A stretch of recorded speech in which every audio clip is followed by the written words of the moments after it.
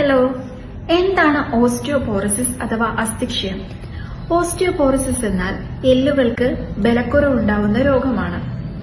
ഇതുമൂലം അസ്ഥികളിൽ സുഷിരങ്ങൾ ഉണ്ടാവുകയും അത് ദുർബലമാവുകയും ചെയ്യുന്നു. ശരീരത്തിൽ വൈറ്റമിൻ ഡിയുടെയും കാൽസ്യത്തിന്റെയും അഭാവം മൂലമാണ് ഓസ്റ്റിയോപോറോസിസ് ഉണ്ടാവുന്നത്. അമിതമായിട്ടുള്ള മദ്യപാനവും പുകവലിയും ഇതിന് കാരണമാകുന്നുണ്ട്. എല്ലാ സ്ത്രീകളിലും കണ്ടുവരുന്നില്ലെങ്കിൽ പോലും 50 വയസ്സ് കഴിഞ്ഞ സ്ത്രീകളിൽ ആർത്തവ വിരാമത്തിന് ശേഷം ഈസ്ട്രജൻ ഹോർമോൺ കുറയുന്നതുകൊണ്ട് ഓസ്റ്റിയോപോറോസിസ് ഉണ്ടാവുന്നുണ്ട്. ഇതിന്റെ രോഗലക്ഷണങ്ങളായിട്ട് അമിതമായിട്ടുള്ള ക്ഷീണം, തളർച്ച, നടുവേദന, ഇടുപ്പ് വേദന, കൈത്തണ്ട വേദന ഇതെല്ലാം ഉണ്ടാകുന്നുണ്ട്.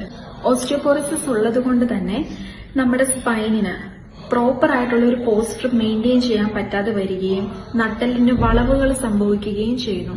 ഇത് കാരണമായിട്ടാണ് അമിതമായിട്ടുള്ള വേദനകൾ നമ്മൾ